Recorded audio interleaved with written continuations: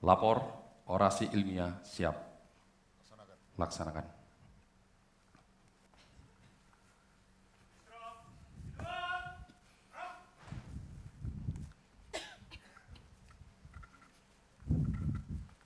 Langsung.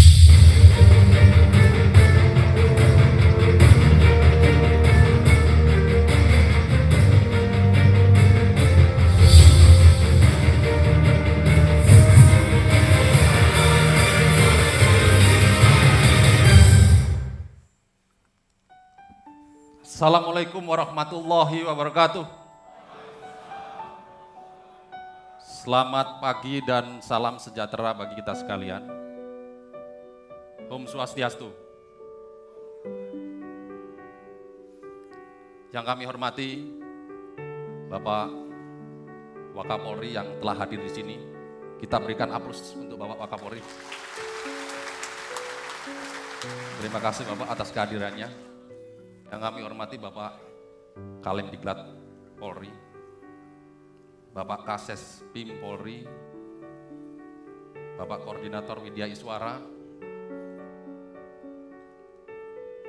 Bapak Kases PIMTI, Bapak Kases PIMEN, dari Dansisko TNI maupun Komandan Sisko Angkatan yang mewakili, dari Bapak Kakorta yang kami hormati, dosen dan seluruh sivitas akademika Sespim Polri, dan wabil khusus kepada seluruh rekan-rekan seperjuangan Sespim Polri dan junior saya, rekan-rekan Sespimen Polri. Tepuk tangan.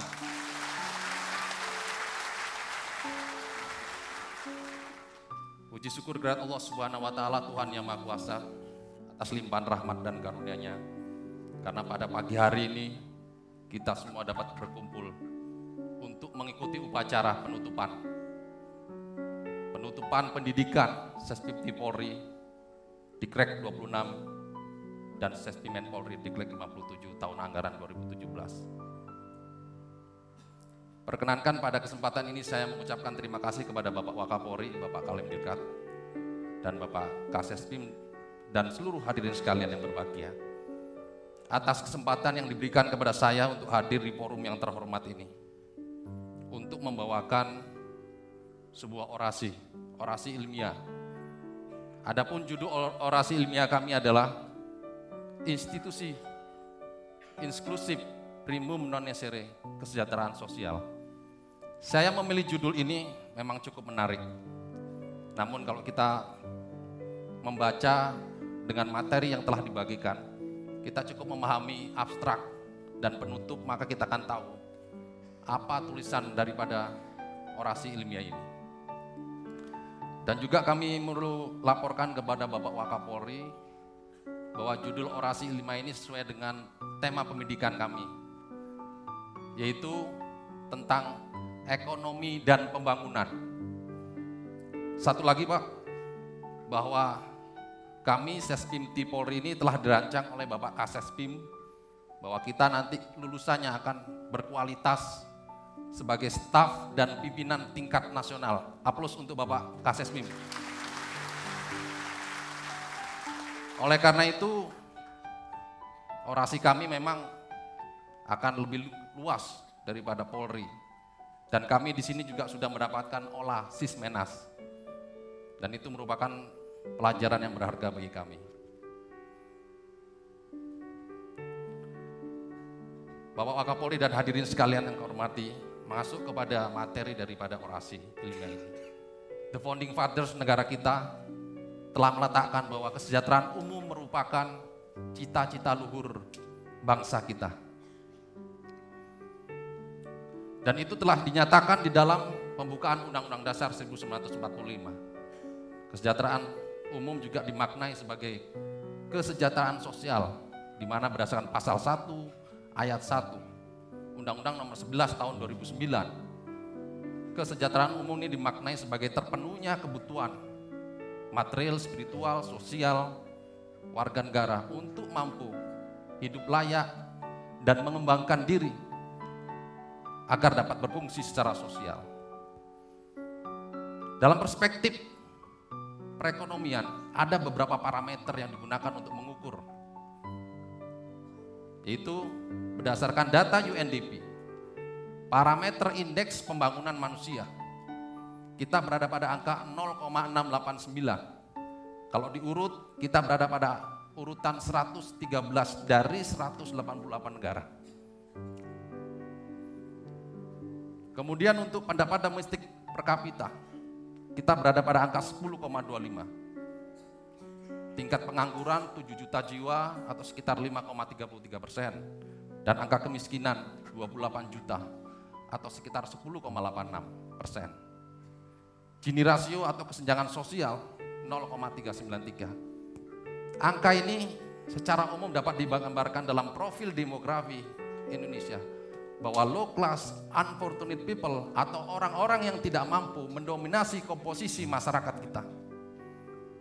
Dan ini tentu kesejahteraan masih jauh dari harapan. Namun tentu perjuangan kita tidak pernah berakhir. Perjuangan untuk mewujudkan kesejahteraan yang diharapkan tidak akan pernah berhenti.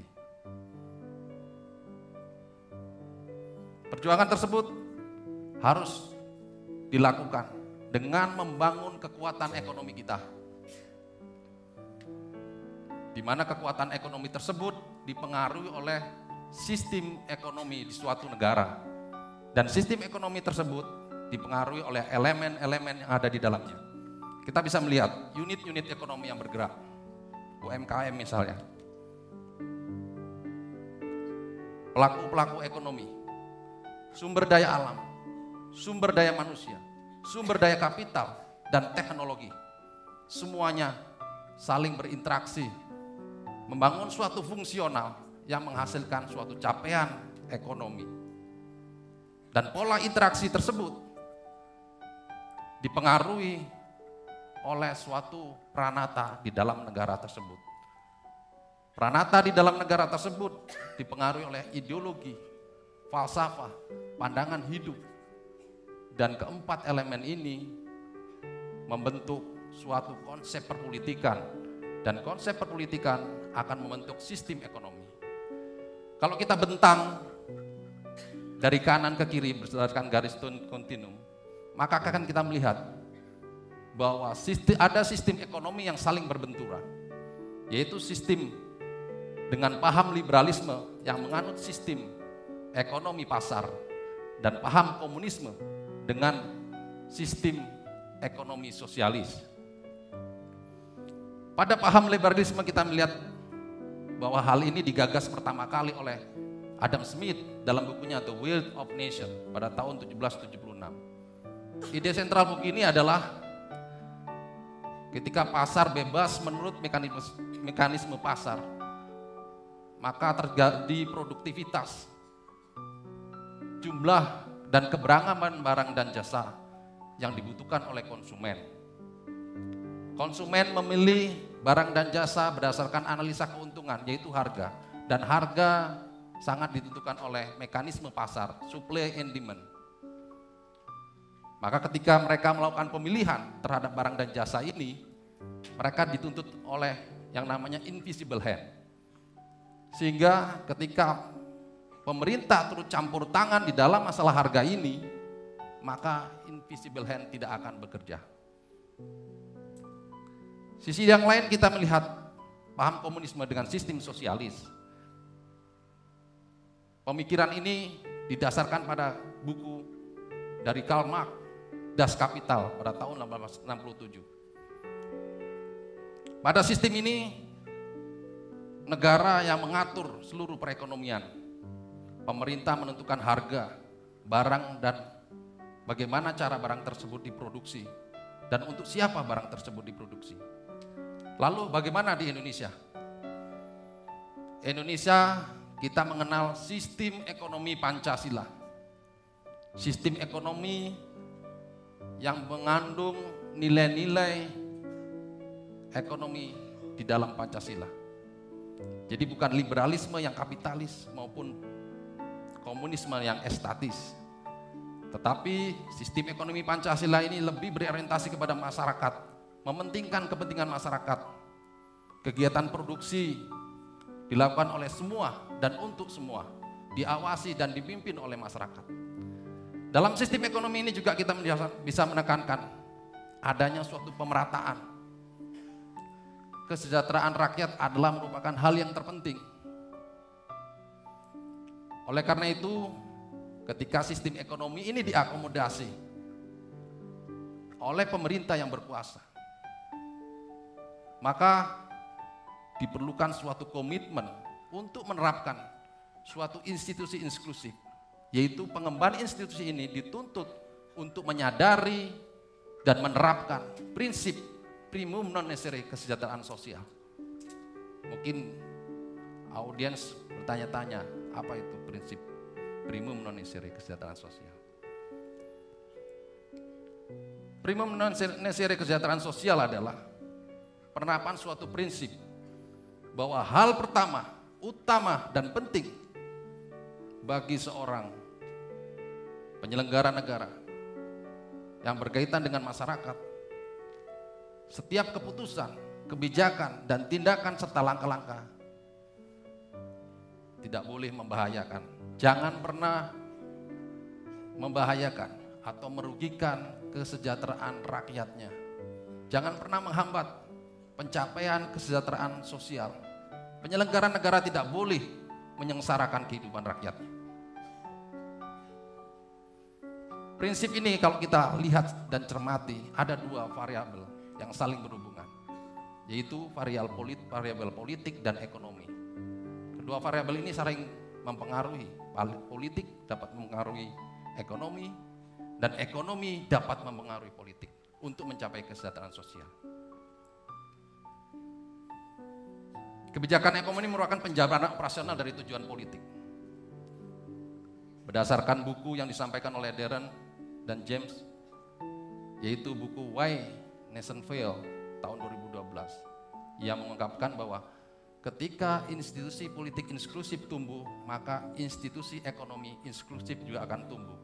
Namun sebaliknya, ketika institusi politik ekstraktif tumbuh dan berorientasi kepada kepentingan kelompoknya, maka institusi ekonomi ekstraktif akan tercipta.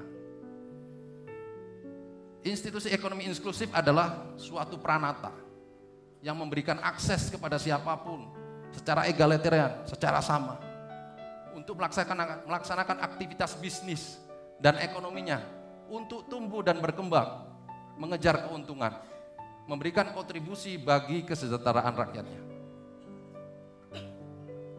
Sedangkan institusi ekonomi ekstraktif adalah melalui tangan penguasa dirancang suatu pranata yang memodelkan suatu permainan agar sekelompok orang di dunia ekonomi dapat terlindungi dan mencegah hadirnya pesaing, sehingga sumber daya, keuntungan diperoleh dan diolah hanya untuk kepentingan segelintir elit, segelintir orang saja. Tentu ini akan membahayakan kesejahteraan sosial dan akan menciptakan kesenjangan sosial yang tinggi. Kondisi ini dipicu oleh isu dominasi etnis tertentu, maka akan menciptakan ketegangan, disharmoni, dan konflik sosial. Inilah merupakan hal yang menjadi fokus perhatian aktor keamanan untuk mengelola agar potensi konflik ini tidak berkembang dan pecah akibat dampak dari implementasi suatu model institusi. Hadirin sekalian yang berbahagia, membahas lebih jauh tentang keberadaan institusi politik ekonomi dikaitkan dengan kesejahteraan dan keamanan. Saya mengambil alat analisis sistem thinking. Alat analisis ini juga diajarkan di Sespimti Polri, yaitu alat analisis yang menggunakan konsep berpikir serba sistem.